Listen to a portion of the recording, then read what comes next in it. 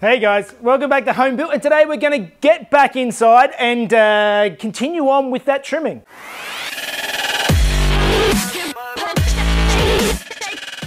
Okay, getting back into today, those of you who watched a couple episodes ago, you would have seen I was working on the trim panels for the rear wheel arches, and I stopped because I realised I wanted to mount these inertia reels for the seat belts onto the wheel arches down lower, and to do that I needed some bolts, and I didn't have the stuff, so that's what I'm going to get into this morning. But first, I'm just going to see if I can finish putting in this rear window.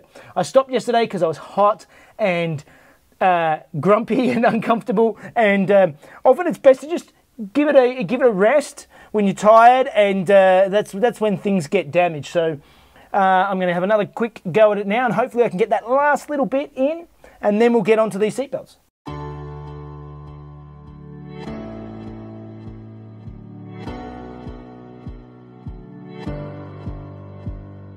There we go, beautiful. That's awesome. With a bit of a rest, that took me a minute. So, just goes to show that sometimes having a rest and coming back is worthwhile. All right, let's have a look at these seatbelts.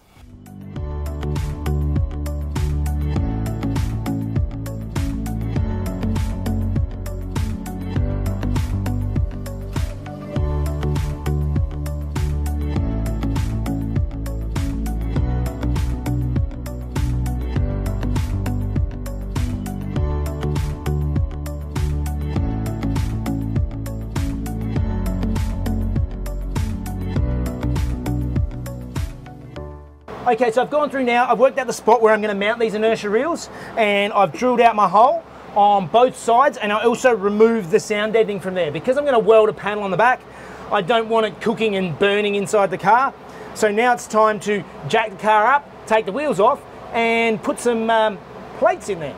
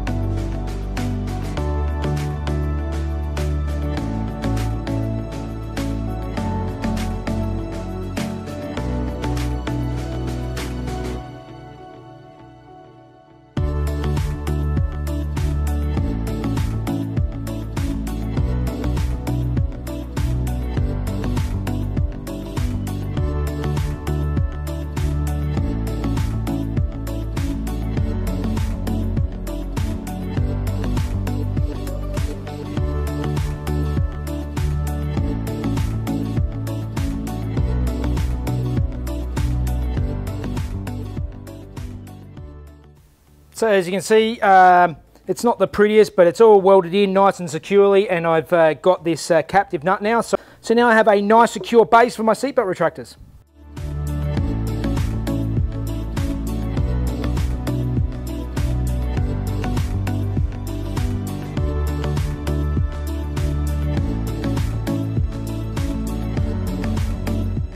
So the seatbelt mounts are in now. I put some stone guard over the top of them so that they're nice and weatherproof and secure, and they are ready to go. So now it's time to get back into the trim. And as you saw a couple of weeks ago, I built this trim for the rear wheel arch, and I mentioned that I need to have an access hole in the top so that I can actually get access to the top of the strut mount without stripping the whole interior back out. That means I'm going to cut a hole in the top and just sort of stitch a nice loop around it. I marked my holes on my template for my for the bolt, so I'm just going to use that as my shape.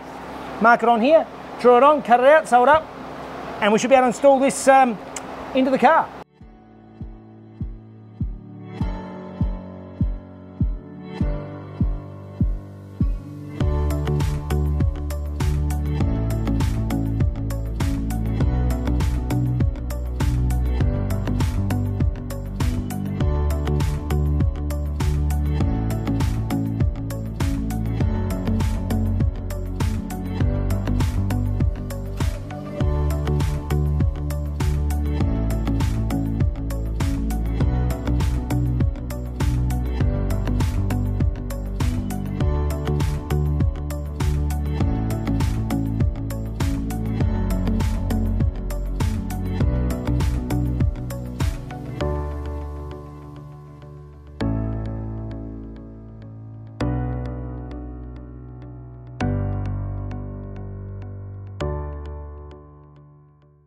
So this is now all glued down. It's sitting reasonably nice. There's a few bits here that I'm hoping will sort of, I can maybe heat up and try and get rid of some a little bit of puckering. But overall, I think it looks really good. It's a really neat finish. Obviously there'll be carpet that sits over the top of the bottom sort of bits that sit down, so that'll be hidden by the carpet, and there's a trim panel that goes over the top. But for now, that's looking good, so it's time to start sewing the other side.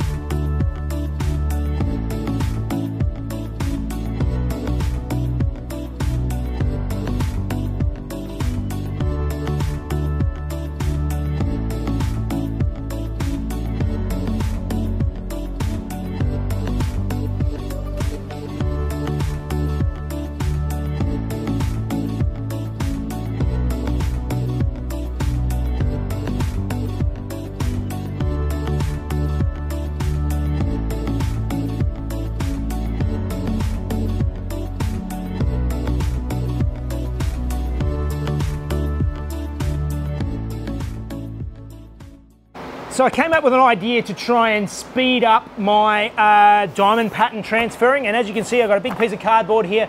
I've drawn the diamonds on it, so now I can just lay my pieces over the top, get them lined up with the diamonds there, and then just using this as a reference, I can just draw on the lines really quickly onto each piece, save myself a whole bunch of measuring. Measure it once, and then I don't have to measure again, I just have to draw it up. So time to transfer all these diamonds on, and then I can start sewing them up.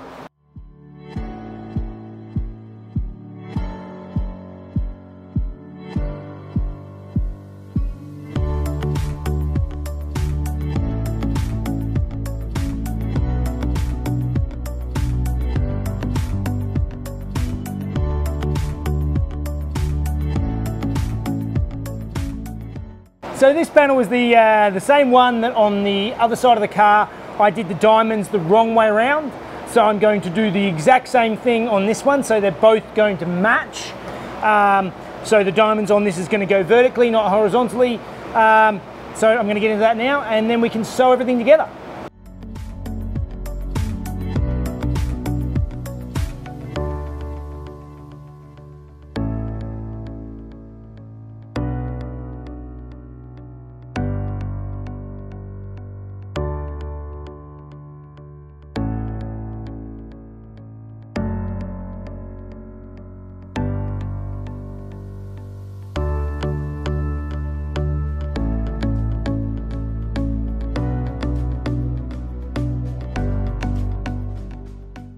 All right, and that is looking great. So now it's time to keep moving on and doing the rest of the parts around the car.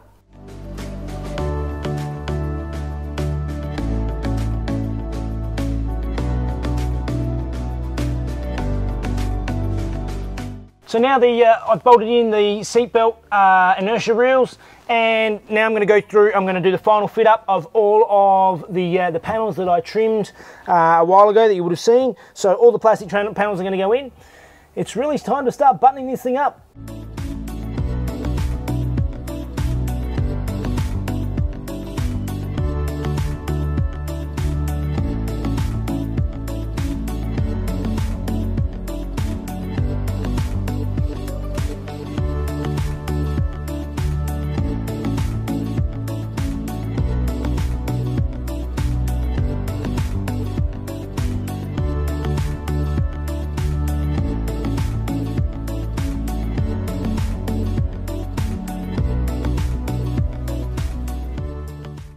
Well, I've got all the back half of the panels are in now, and it actually took a lot longer to put it all together than I thought.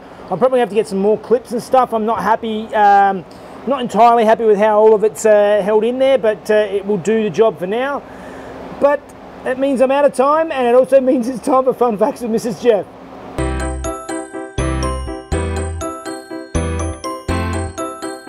Hey guys. An interesting cheat that the Benetton Formula One team devised in the mid-2000s gave them an edge over all the other cars on the start line. Under the tarmac on each grid position are jump start sensors, which can tell instantly if a car jumped the start. Benetton found that when the race starter pressed the start button, it not only turned the lights green, but it also turned off the jump start sensors with a radio signal. Benetton managed to tune the car's launch control into that signal, giving the cars the split-second benefit of removing human reaction time. As with all of these sorts of things, it was banned once it was discovered, but it still gave them a few races which they exploited to their advantage. Alright guys, another week down. The interior is really coming together. The back end is pretty much all together. It takes a bit of time. I've still got to finish off the rest of the diamond panels over the tunnel and down the sides, but it is definitely coming together. I'm really liking the progress. So hopefully it'll be on the road soon. We are getting there. It's very exciting. Yes. Slowly but steadily. Eye on the prize. That's the way. Alright guys, as always, like, subscribe, do all that sort of stuff. Follow us on Instagram, Facebook. It really helps us out. And we'll see you again soon. See you guys. It also turned off the jump start sensors, the radio signal. But it also turned off the sensors for the radio signal